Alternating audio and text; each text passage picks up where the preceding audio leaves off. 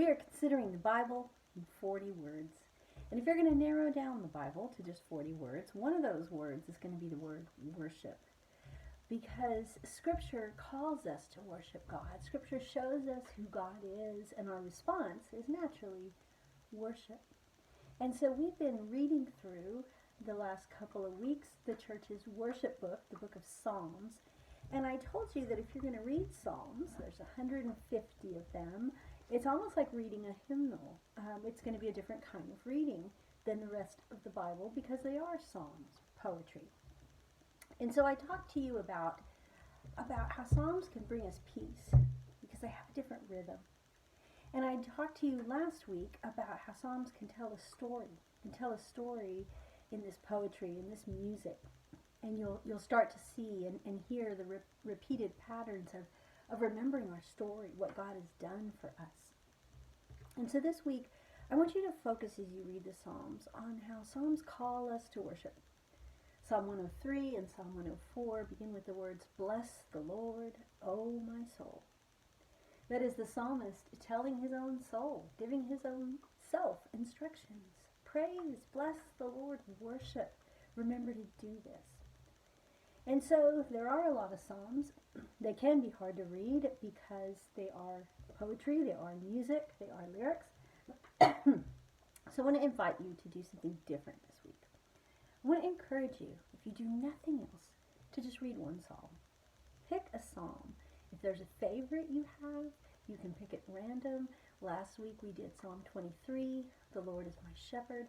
Psalm 139 is a favorite because it talks about how the Lord made us and knows us, everything about us. This week I'm preaching on Psalm 104. That's a good one that talks about God's creation. So pick a psalm and just really read it. If it's not real long, maybe you want to handwrite it on a piece of paper. Just sit in it. And here's something you can do that will really enhance your understanding and appreciation of Scripture. Look at it in different Bible translations. Different translations of the Bible can add meaning for you. And so it's important often, but in the Psalms it can really make a difference. So if you have different Bibles, older ones, newer ones, more modern translations, look at that. But especially you can go to an app or a website called Bible Gateway. And Bible Gateway will allow you to print in your psalm, or you can just type in the few words that you know and you can find it.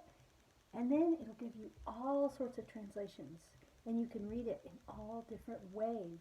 And I did that this week as I prepared my sermon, and it's amazing what you can hear and appreciate and understand just from seeing how different translators say the same words. So you can take a very traditional King James and compare it against a very modern, the Message, and just see how they say the same thing, but maybe something different. And I love how Psalm 104 says that God wears a garment of light. God wears light as if it is clothing. And I'm just holding on to that image this week. So I want to invite you to pick a psalm, just one psalm, and just soak in it, marinate it, and pay attention to all the different ways you can read the words. May it bless you. May it lead you to worship your Creator.